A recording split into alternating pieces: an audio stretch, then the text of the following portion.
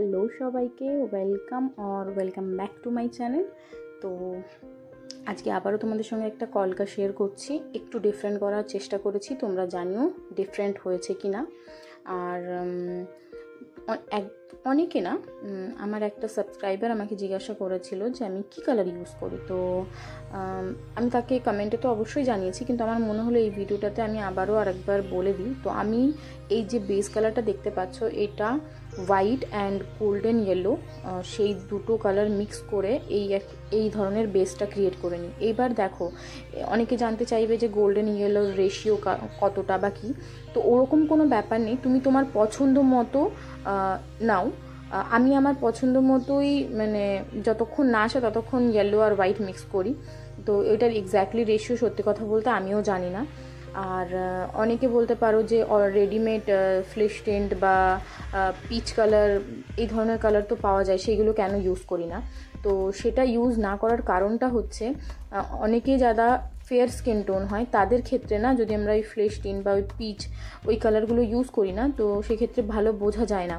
ফাউন্ডেশনের কালারের সঙ্গে প্রায় ম্যাচ হয়ে যায়, পুরোপুরি না প্রায়, মানে অ্যাট দ্য এন্ড ফটো যখন ক্লিক করবে তখন তুমি যে কী কলকা করেছো সেটা বোঝাই যাবে না। এবার অনেকে বলতে পারে তাহলে শুধু হোয়াইট দিয়েই করি আমরা।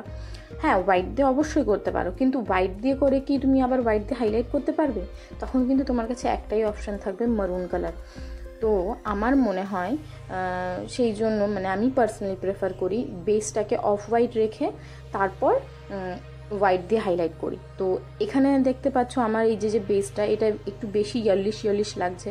কখনো কখনো কোনো ব্রাইড বা কোনো মেকআপ আর্টিস্ট এই ইয়েলো টোনটা এত বেশি চায় না, তো সেক্ষেত্রে আমি ইয়েলো টোনটা একটু কম করে দিই।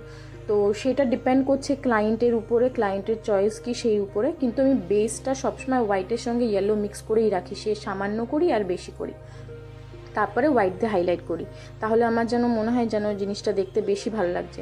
আর হোয়াইট দিয়ে আমি যতটা হাইলাইট করতে পারি, আমি মেরুন ইউজ করলে ততটা হাইলাইট করতে পারবো না, কারণ সেটা বেশি ভালো দেখায় না। মেরুন দিয়ে হালকা হাইলাইট করলে সেটা ভালো লাগে, কিন্তু তোমরা দেখবে আমি প্রত্যেকটা ভিডিওতে হোয়াইট দিয়ে মানে কলকার একটা জায়গাও বাদ দিই না হাইলাইট করতে। তো সেইভাবে যদি আমি মেরুন দিয়ে করি বড্ড বেশি জঘন্য লাগবে। তো সেই জন্য আমি এই কালারটা প্রেফার করতে পছন্দ করি। এই যে হোয়াইট দিয়ে হাইলাইট আমার শুরু হয়ে গেছে, এটা আমার সব থেকে পছন্দের পার্ট।